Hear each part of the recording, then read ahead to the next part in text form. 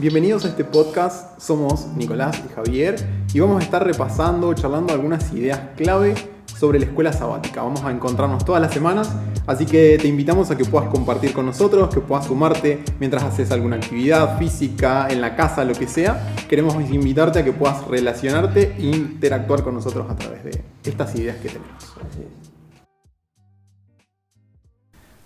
Bienvenidos a esta nueva edición de En Resumen.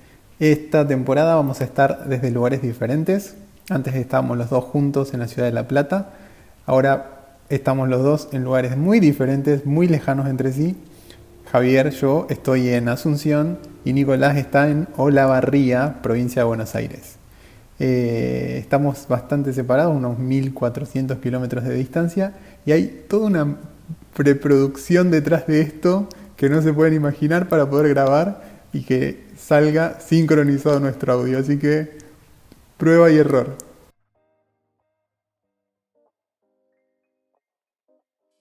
Pero bueno, vamos a arrancar con esta nueva temporada. Este trimestre la escuela sabática trata el libro de Efesios. ¿Y qué era Éfeso? ¿Qué nos puedes decir de Éfeso? Bueno, según lo que la historia nos cuenta, el Imperio Romano estaba dividido en provincias para su mejor orden y demás. Y resulta ser de que Éfeso justamente era una capital de una de las provincias más grandes que había, que era la provincia de Asia. Así que nos encontramos con Pablo escribiéndole una carta a un Asunción, Paraguay, o a un Cava, Argentina. O sea, evidentemente como a una ciudad muy grande que tenía muchas creencias, mucha diversidad. También tenía una creencia popular muy fuerte que era hacia Artemisa, o sea, ya tenía implantada su religión propia. Y claro, va Pablo y le escribe una carta particularmente a la iglesia, a un grupo. Pero bueno, vamos a ver que el contexto de esta ciudad se vuelve bastante interesante a lo largo de la historia. Sí, yo cuando decías eso de una Asunción, un Buenos Aires, me imagino una ciudad muy grande, la verdad. Me imagino que cómo habrá sido el porcentaje de cristianos en comparación con la ciudad completa. Porque más adelante vamos a ver algunas historias que tienen que ver con que revolucionaron la ciudad. Y me gustaría como haber estado en ese momento para dimensionar cuántas personas eran cristianas y cuántas eran no cristianas. Claro. Pero bueno, ya vamos a llegar ahí. Como para arrancar me gustaría pensar en la carta a los Efesios como un recordatorio. Pablo arranca la carta saludándolos, pero a lo largo de la carta también va recordándoles diferentes cosas. Y yo a esa parte me gustaría llamarla identidad. Es como que refuerza, anima y les recuerda quiénes son. Vos sabés que también pensaba en que, claro, la iglesia se estaba formando recién. Así que la ciudad de Éfeso y la iglesia en Éfeso tenía distintas, digamos así, ideologías que querían meterse dentro de la iglesia. Una de ellas eran estos judíos que venían siempre separados de Pablo, que le venían siguiendo las pisadas y querían reventar toda la identidad real que era Cristo. Así que, como vos decís, a lo largo de la carta nos va mostrando distintas bases de la identidad de Cristo y de la iglesia cristiana en ese momento. El sábado hablaba un poco esto de que los efesios estaban un poco tentados al desánimo, como que se estaban desanimando un poco. También me imagino que la presión social, me imagino que la cultura hacía que se fueran apagando un poquito, pero Pablo había estado 3 años ya con ellos y había reforzado mucho la cultura del cristianismo, digámosle de alguna manera. Que me encanta esa frase. La cultura del cristianismo. Full. Y ahora estaban como solos, por decirlo de alguna manera, y se empezaron a desanimar. Pero Pablo les recuerda, y en eso me gusta algunas frases que Pablo utiliza a lo largo del libro, que se convierten en el cuerpo de Cristo. ya no son miembros aislados, no son partes separadas, sino que ahora son un grupo que se convierte en el cuerpo de Cristo. Después los hace la comparación también con los materiales de construcción de un templo donde Jesús es la piedra angular, pero todos ellos, otra vez, están unidos en esa piedra. Después otra referencia hacia la esposa de Cristo. Y una referencia más que es ejército bien perpetrado. Bien perpetrado, bien perpetrado. Bien perpetrado, creo. No sé, vamos a revisar esa definición. Pero bueno, habla Pero sobre bueno, ejército. es una parte muy conocida de Efesios 6, la armadura de la fe. Es súper conocido ese capítulo, así que si no lo leíste todavía te recomendamos que lo leas porque está muy bueno. Exactamente. Y vos sabés que justamente como una de las primeras historias que podemos visualizar en Efesios con respecto a cómo hace Pablo para marcar la identidad siendo una ciudad nueva, siendo los cristianos una minoría, aparece una historia que nos cuenta acerca de un resultado bastante interesante y cómo de alguna forma nos da un mensaje de cómo realmente es la cultura de Cristo en este lugar. Bueno, esta historia nos cuenta acerca de que aparece un endemoniado en la historia y resulta ser de que varias personas que habían escuchado recitar a otros el nombre de Jesús o a Pablo para poder sacar endemoniados les había funcionado. Entonces ellos dicen, bueno, evidentemente esas palabras mágicas funcionan. Ellos acostumbrados obviamente a bueno, la magia, el oscurantismo y lo que tenían ellos como herramientas de espiritismo y demás en ese tiempo.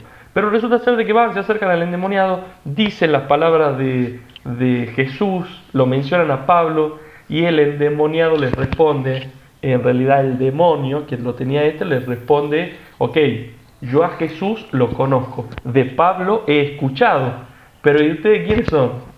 Como no entiendo, ¿qué hacen ustedes acá? Vayan, vayan, como prácticamente sacándolo de la escena, como diciendo, ustedes pichis, salgan de aquí porque a ustedes no los conozco.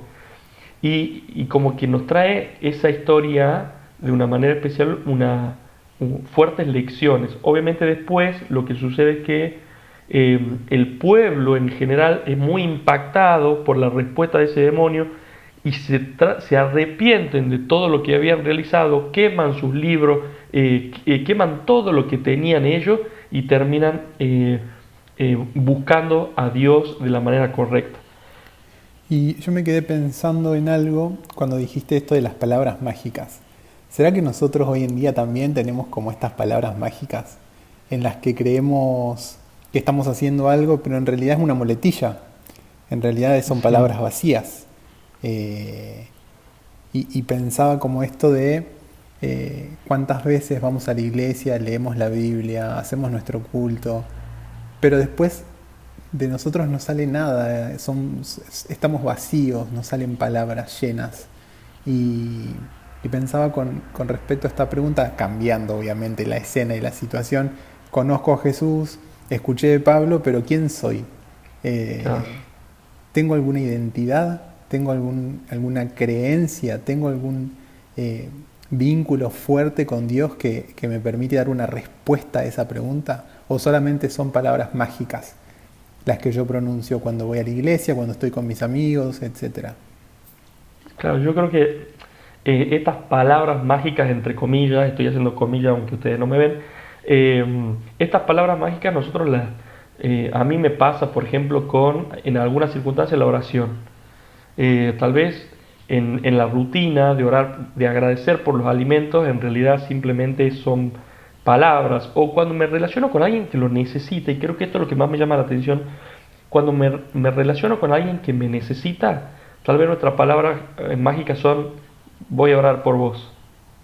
Sin embargo, evidentemente la cultura de un cristiano, la identidad de un cristiano no tiene que ver con palabras mágicas, tiene que ver con realmente expresar amor hacia esa persona, expresar lo que Cristo hizo por esa persona, expresar el bienestar, interés por esa persona genuino.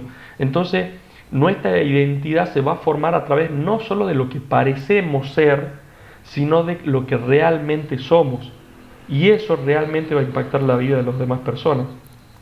Bueno, vos sabés que con esta historia también pensaba en cuántas veces nuestra fe se entremezcla entre Jesús y otras cosas, entre Jesús y pequeñas cositas que se van metiendo y que quieren como ganar protagonismo, por decirlo de alguna manera. Uy.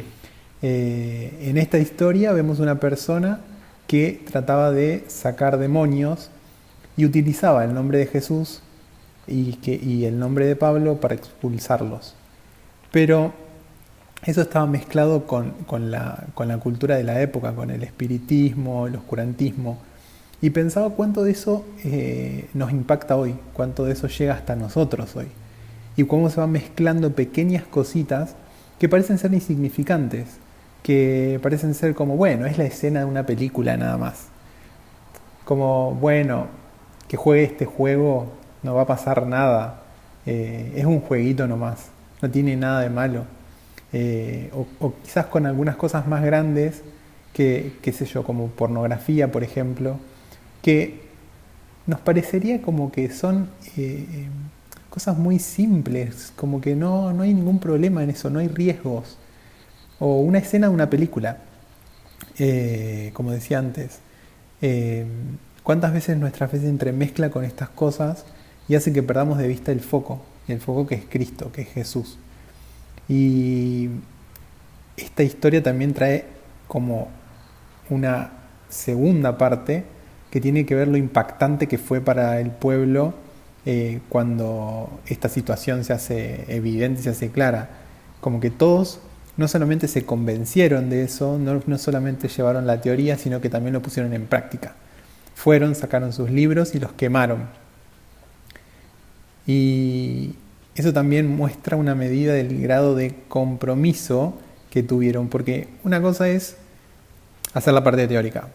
Es, bueno, está bien, a partir de ahora entiendo que esto no está bueno. Pero otra cosa es, dejo de hacerlo, otra cosa es, dejo de verlo, otra cosa es, no me mezclo más con esto, otra cosa es, no pienso en estas cosas. Y como ellos hicieron, sacaron todos los libros los libros de espiritismo, los libros que tenían, y los prendieron fuego. ¿Será que podemos prender fuego simbólicamente algunas de todas estas cosas que mencionábamos antes?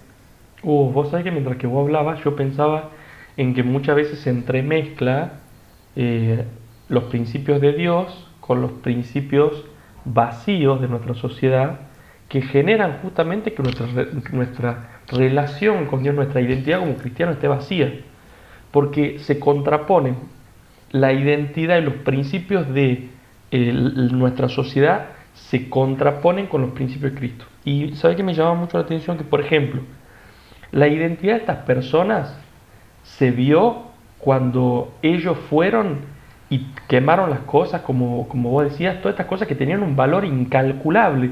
Nos dice que eran como 50.000 ciclos, era una locura. Sí, en una parte de la escuela sabática lo traducía a millones de dólares. Era una cantidad exorbitante de dinero, sí. Literal, o sea, una locura, literalmente impensado. Pero es como, claro, estas personas entienden, y es una de las grandes premisas de la identidad cristiana, entienden que el valor de las cosas terrenales para ellos hoy perdió sentido, y ahora el mayor y el más grande valor de sus vidas se transforma en Jesús. O sea, acaban de encontrar lo más valioso y no es en todas las cosas que tenían, es en Jesús.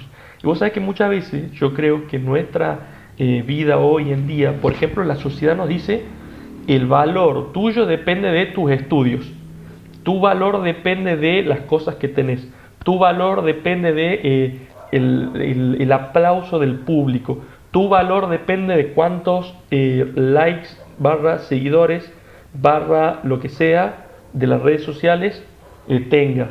Entonces es como realmente estoy encontrando el mayor valor de mi vida en Jesús. Tal vez la identidad de los cristianos, realmente lo que Pablo nos quiere transmitir es esto. Para un cristiano, su identidad es: Jesús es lo más valioso que yo tengo en mi vida. Ahora, eso también un poco se contrapone con lo que decías antes, con la sociedad. Y ese valor que yo tengo, que está medido por Jesús, se contrapone de alguna forma con los valores que se estiman en la sociedad. Hay una contraposición.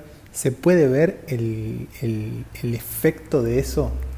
¿Se puede medir de alguna forma? ¿Hay algún tipo de rechazo hacia, hacia este tipo de valor cristiano?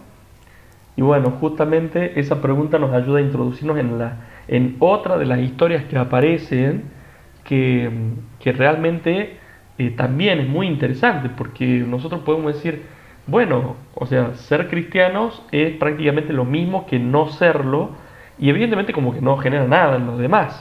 Claro, no, bueno, no le molesta a nadie que yo vaya a la iglesia, no le molesta a nadie que yo lea la Biblia, a nadie le molesta que yo haga mi escuela sabática, que haga mi culto, y queda en eso.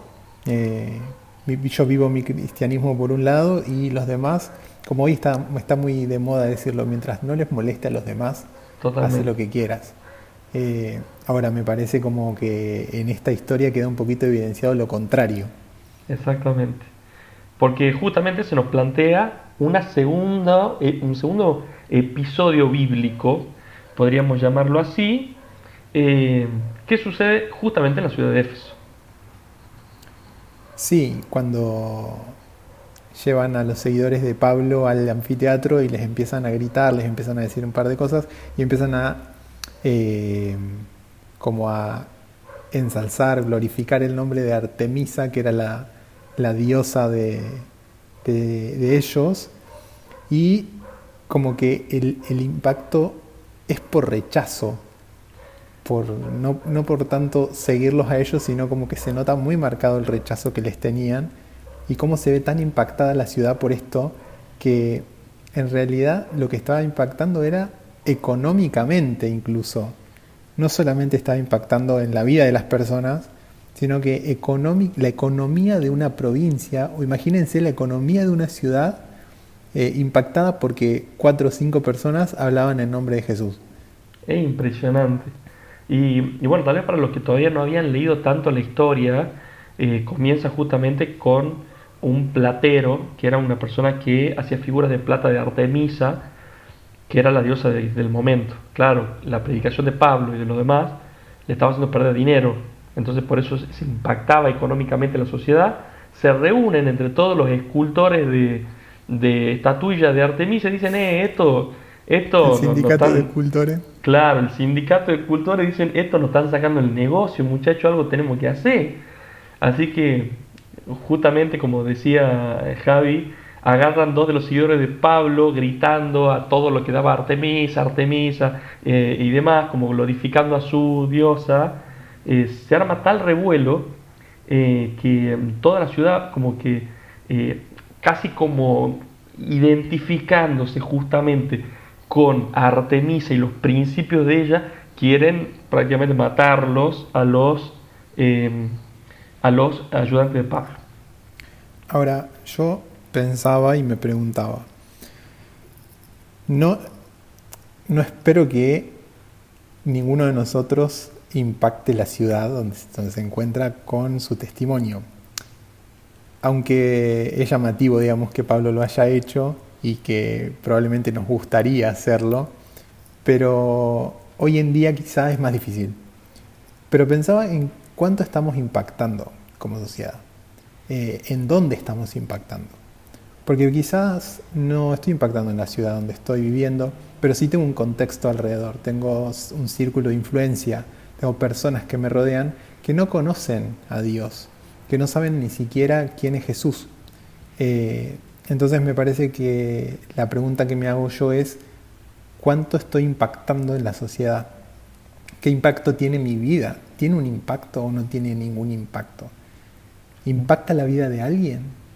Bueno, vos sabés que hace poco, nosotros nos mudamos hace poco tiempo con mi esposa. Mi esposa se llama Geray, para los que no saben. Y resulta ser de que vinimos acá y nos encontramos con la realidad de un edificio, vivimos en un edificio, al lado tenemos vecinos, los vecinos viven gritando, se revientan a grito entre uno y otro, el papá los llama a los hijos a las 12 de la noche gritándole porque andan corriendo por ahí, todo el tiempo se manejan a los gritos y con un nivel de violencia bastante importante, digamos, malas palabras, son medio grotescos entre uno y otro. Y yo pensaba, ¿será que ellos se preguntan, escuchándome a mí tal vez y a Aye, que tal vez intentamos que la cultura de Cristo sea nuestro hogar también, que no haya tonos altos, que no haya peleas, puede haber un intercambio de opiniones, pero que nunca haya grito, ni ofensas, ni malas palabras? Creo que realmente me llama la atención cuánto, hasta indirectamente, puede impactar nuestro estilo de vida cristiano, nuestra identidad como cristiano en los demás. Sí, pensaba también en esta pregunta que te hacía y me pregunto cuántas veces quizá tuve la oportunidad de impactar la vida de alguien y no lo hice. Y es un llamado como muy reflexivo para mí mismo y me lo planteo como un desafío también, porque hablar de Jesús, impactar la vida de alguien y como decías antes, eh, con esto de voy a orar por vos, no solamente un voy a orar por vos, sino voy a orar con vos, impactar la vida de esa persona porque quizás hace la diferencia lo que nosotros hagamos con ellos. Y no queden palabras vacías de voy a orar por vos o voy a estar orando, sino que realmente podamos impactar la vida de las personas que nos rodean. Exactamente. Y vos sabés que hay algo que también me llama mucho la atención, que es que Pablo y sus seguidores marcaban un contraste tan fuerte que, claro, se notaba pero a leguas. Y este contraste era lo que hizo o generó rechazo de las personas. Y hay una realidad que aparece en la Biblia, que es algo real, que es algo que aparece en Apocalipsis, que aparece en Hechos, que aparece en los distintos libros de la Biblia, que tiene que ver con el rechazo. Porque todo cristiano que sabe cuál es su identidad marca un contraste en la sociedad. Y cuando marcamos un contraste en la sociedad, aparece el rechazo de aquellos a quienes nuestra vida les tal vez está implícitamente mostrándoles lo mal que está su vida, o que el bienestar que uno tiene, que a veces puede pensarse como algo arcaico por la sociedad, realmente muestre algo que ellos no tienen. Entonces, claro, la Biblia siempre presenta que el Evangelio, el gran contraste de los cristianos, cuando lo marcan, cuando tienen su identidad formada, genera rechazo, y en la Biblia utiliza otra palabra que a veces nos mueve un poquito, que es persecución. Sí, pensaba en cuántas veces no lo hacemos de manera activa, pero el rechazo se genera igual, por nuestra manera de vivir, por nuestra manera de pensar, y muchas cuestiones se están dando hoy en día que van marcando un camino muy notorio en el cual todos los días estamos tomando posición o postura por alguna idea nueva que va surgiendo.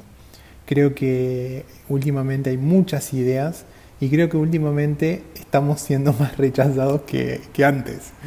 Si expresamos nuestras ideas, parecemos lo que hoy vos decías, parecemos arcaicos, parecemos fanáticos incluso. Creo que a mí alguna vez me han llamado fanático por guardar el sábado. Sí, a más de Eh, uno.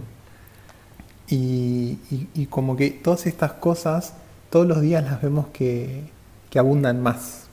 Sí, totalmente. Yo estoy súper de acuerdo, y simplemente para contar algo que tal vez sea práctico, hace poco tiempo escuché acerca de eh, el concepto de la sociedad a aquellos que no eligen o no le dan la posibilidad de elección a personas trans.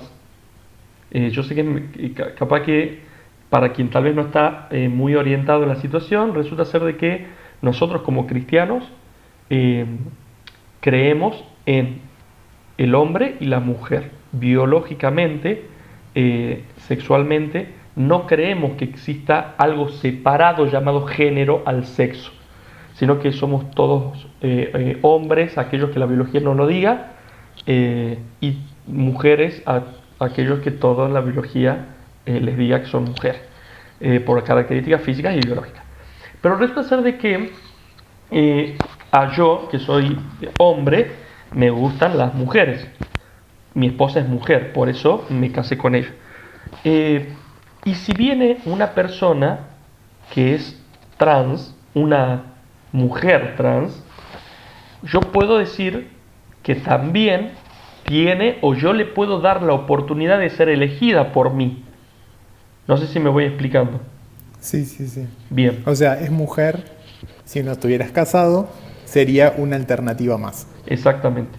Pero yo como cristiano, a pesar de que puede llegar a atraerme porque tal vez sea igual, idéntica a una mujer, como cristiano yo niego la posibilidad de elegirla. Entonces, se acusa de una manera particular a los que no le den la posibilidad de elección simplemente por saber que en realidad biológicamente es una persona del mismo sexo. Entonces, como conclusión, yo, como cristiano, me convertiría en un transfóbico. Qué impresionante o qué locura que cada día todas estas cosas nos conviertan o nos pongan del lado de los malos, entre comillas, porque dejan en evidencia cosas. Y las cosas que dejan en evidencia provienen de Dios. Y cuando no coinciden con el plan que Dios tiene para nuestra vida, genera rechazo. Y impacta de una manera muy, la verdad, muy importante, a tal punto de ese rechazo que vos mencionabas, de mencionar como una fobia hacia una persona. Totalmente. No solamente en ese ámbito, sino que ya en sí ser religioso o creer en Dios genera mucho rechazo a aquellas personas que hoy en día se identifican con la libertad de género, la identidad de género y todo esto, estos movimientos que no son bíblicos y que tal vez generan un contraste muy fuerte con nosotros como cristianos. Saben que esto es parte de nuestra identidad y nuestra identidad no puede ser modificada por las ideas que se van moviendo alrededor nuestro ni por situaciones, sino que sea algo tan interno nuestro que sea imposible de romper. Y quiero leer un último versículo que estaba en Hechos capítulo 20, versículo 24, que creo que es como el resumen de la identidad de Pablo. Dice: de ninguna cosa hago caso, ni estimo preciosa mi vida para mí mismo, con tal de que acabe mi carrera con gozo y el ministerio que recibí del Señor Jesús para dar testimonio de la gracia de Dios. Pablo era una persona que se identificaba con el cielo, se separaba y rechazaba todo aquello que sea hedonismo o servirse a sí mismo, sino que se identificaba con servir a los demás y predicar el Evangelio a todo el mundo, marcando un contraste entre la vida de Jesús y la vida tal vez que nos propone nuestra sociedad, nosotros mismos o Satanás. Así que quiero invitarte a vos que nos estuviste escuchando a que puedas marcar tu identidad como cristiano y que podamos impactar al mundo por cómo somos y no por cómo parecemos. Bueno, queremos recordarles que semanalmente estamos haciendo nuestro podcast, así que queremos que nos acompañen, que se sumen. En las redes somos enresu.men, en Instagram nos pueden encontrar y también en Spotify. Nos despedimos entonces hasta la próxima semana, donde vamos a estudiar el gran plan cristocéntrico de Dios que nos traerá el